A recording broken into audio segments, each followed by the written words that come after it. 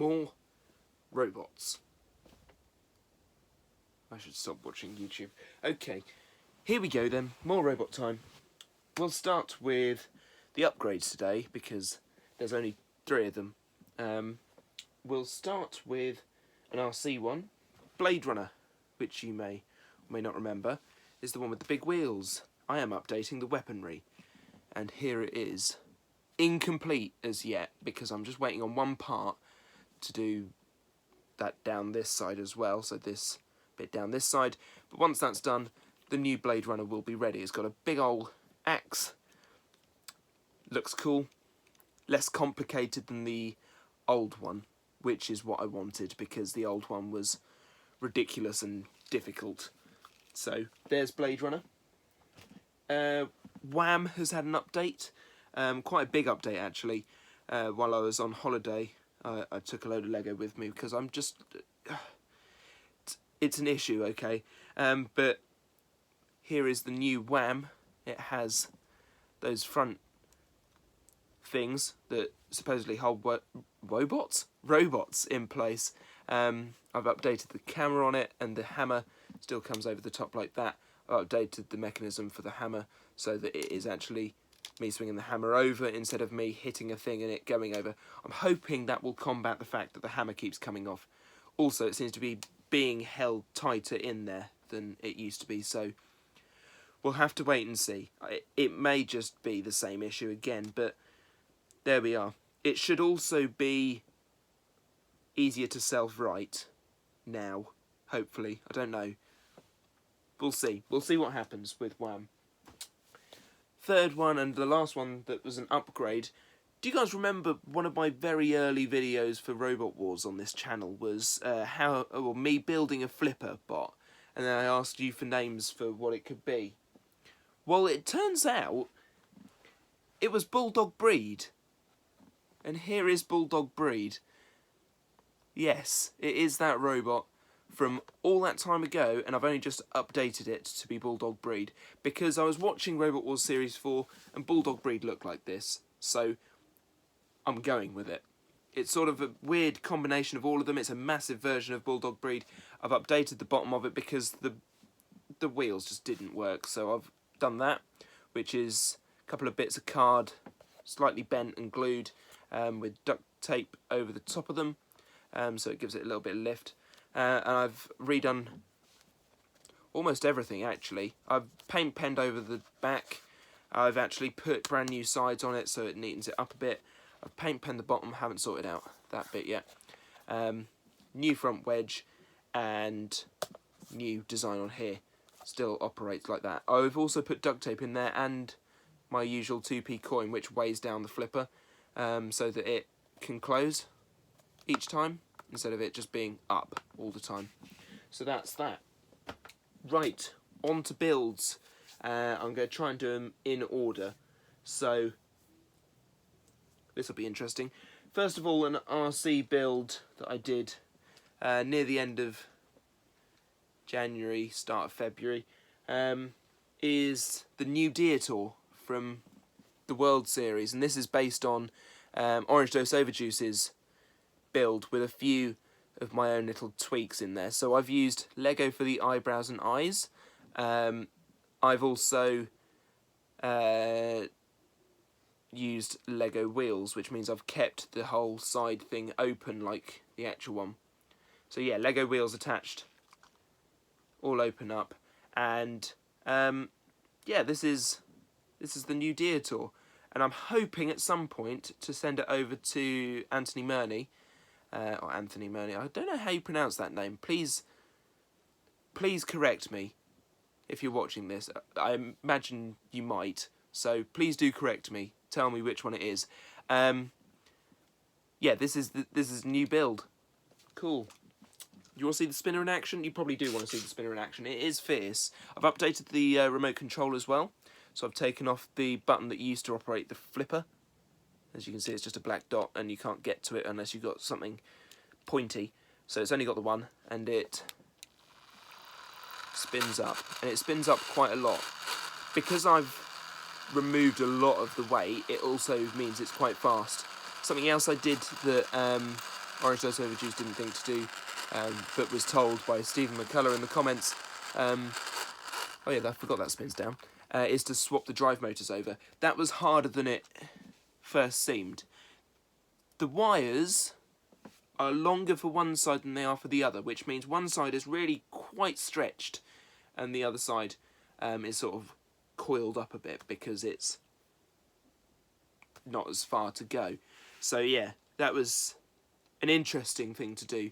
I am going to do it on my Tough as Nails, which I don't know if you remember is the wrong way round drive-wise, so I'm going to be customising that in the near future. Right, competitor models I think I'll move on to first, and then I'll go on to my own designs. I started off with a robot that's going to appear in the Grand Slam Extreme, which is coming after Grand Slam 2. That's Series 2, not Live 2. Live is different to... you get it. Anyway, so there's going to be a World Series, and it wouldn't be a World Series or International if Crustacean didn't appear. So here is Crustacean built using these Lego pod things. They just seemed like the right sort of things. I've added a bit of cardboard on the inside just to widen them, and then lolly sticks hold the claws in place. I actually got the claws in a craft shop that's now shut on the Isle of Wight, as well as the pins that hold them in place. This has been a long time in the making, this robot. I've been putting off making it. I've had the bits for ages. The bottom claws articulate, the top ones don't. That's just so that I can get in underneath robots and pick them up, as opposed to getting in underneath and then just clamping down on them. Thought it'd be something a bit different. But that's Crustacean. I also built, if I'm going in order of these, then Gravity, the build that Anderson did on his channel, and he's put up another one for front hinge flippers the way he does them, or one of the ways he does them. I just want to take this opportunity to say thank you, Anderson. Very kind of you for doing the video. And I have 3 builds coming up that require that design of front hinge flipper. So yeah, really, really grateful. It means I can move on with a few other designs where I didn't really have a clue of how to do them before. So that's cool. Anyway, Gravity, back to Gravity. I've taken his design, I've tweaked it, I've made my own modifications to it, and screen accurated it a little bit. Underneath it is his robot, but this is what my version of Gravity looks like. So it's got these 2 bits of stick here, which help to get the robots up on top.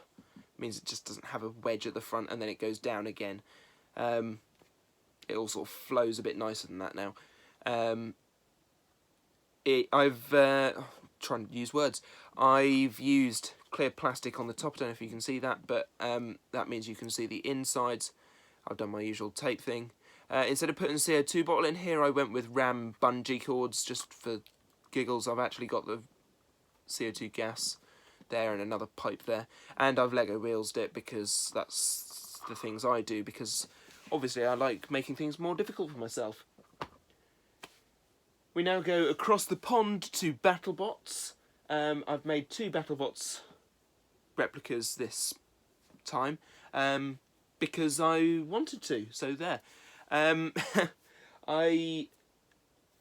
wanted to build a few BattleBots. I think I'm going to stop building those now for a bit and let that rest, because these 2 have sort of taken a lot of time and effort, and in one of their case money, because I had to order parts. So one of them needs this, which is a tiny little rake, and anyone who's anyone will know that a rake belongs to none other than HyperShock. So here is my HyperShock made of Lego. I put this pictures of this on Facebook on the unofficial Robot Wars, and somebody said that they were surprised it was Lego, which actually from distance you'd just think it's a toy. You really would, unless you look closely and you can see that it has studs on it. I can see that. But yes, I've gone for HyperShock from the latest series because it's probably the most eye-catching design of HyperShock. The spinner is made of 2 Witch Doctor spinners that I had lying around from builds that I've done previously where I've taken them off. So that's Duck and Headache before, where I've taken these off, so I had these laying around. But yes, it does spin, and because they're weighted, they go around for a little bit longer than they would ordinarily. And if I get it in the right position, the side bits that hold it on, it does spin for a bit longer. I can also remove one side drive, like that. I can unslot one of them and attach the rake if I wanted to. And then HyperShock can have a rake as well, which articulates. So there is HyperShock. Few customised bits in there that I've had to clip down and that, and broken some Lego. Please don't kill me. And the other competitor model that I've built most recently is the incredibly heavy and incredibly large, just so big, Lucky. It is really big. It didn't have to be this size, but at the same time it did have to be this size. It had to be this size because it was the only size that would fit the Lego inside that I had. So that's that. That's why it's so big, basically. But here is the flipper working. It does articulate like Lucky's does. It took a lot of thinking, but it is using Technic and Lego on the inside. As I said, very happy with it. It's got a little gap at the back for me to put my finger in and really give it some whack. Yeah, it does flip robots quite well. Won't show you now because I haven't got my book for once. Okay, robots of my own design. I'm going to go in reverse order for these. So the latest one that I've built of my own design is a cluster bot called Bodget and Scarper. Here is Scarper, which is a little front hinge flipper, which operates like that. Ta-da! That's made of Lego, all Lego. And the other one is Bodget, which is a body spinner, using a fidget spinner on the inside. Done like that. And it has this sticking out of it, but it spins quite nicely and looks pretty cool. And they're sort of in scale with each other and sort of in scale with the other robots. Again, none of these robots are in scale. Not even Robot Wars tried to make them in scale when they did the original videos. No? Robots. What am I saying? Who am I? It's late. It's Tuesday. Give me strength. Okay. Next up is a big old bar spinner inspired by a build that Anderson showed me. And it's called Pesky Bee. And here it is. Pesky Bee.